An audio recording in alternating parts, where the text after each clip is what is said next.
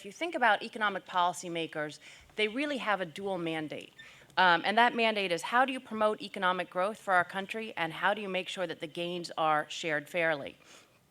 And I think that what has happened in this country is that the focus has been on the growth part and has sacrificed the sharing the gains part. And that's happened for a lot. I think there's the three main policies. One of the things I told EJ I hope we talk about today is how you actually solve this. But there are 3 points that have been brought up that I'll go through as well, how I see them. But I think the parts where we're falling down on that is tax policy, spending policy, and our institutions. And all of them need to be changed in ways to deal with this problem, which I think is very, very real, threatens economic cohesion, threatens economic well-being, and needs to be dealt with in a thoughtful and hopefully less polarizing way. So I guess one of the questions is, are there times when you want to take policies that are not the best for economic growth and pursue them because of the distributional impacts? And different people have different answers. In my mind, absolutely. Absolutely. There are times when you want to sacrifice economic growth for distributional issues. But I also think the goal here is to try to get both of them maximized. So if I were focusing on economic growth piece, I think there are 3 main things that we need to think about given where we are in the economy right now. Fiscal policy, tax policy, and investment policy. So on the fiscal policy side, there's no question that we are on an unsustainable path and that this threatens absolutely every part of the economy. Again, so Ron made this point, but Bob sort of talked about why people are focusing on deficits and debt when clearly that's not the biggest piece of the economic recovery or dealing with the middle class.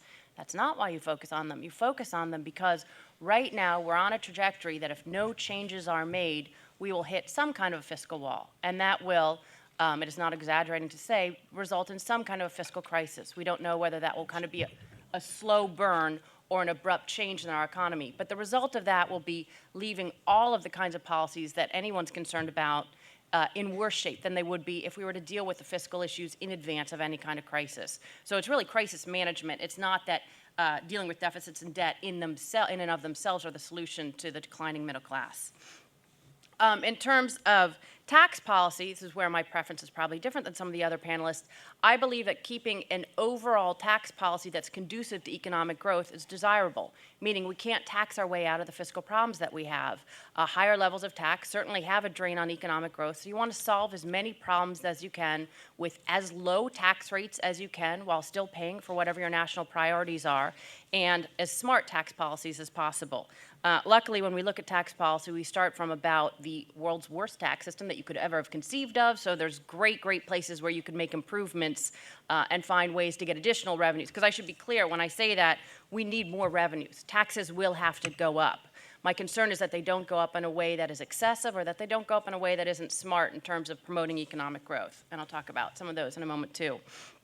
Finally, the investment piece of this. We have, for years in this country, decades, really been very short-term focus in our spending priorities, and we focus on consumption programs rather than investment programs.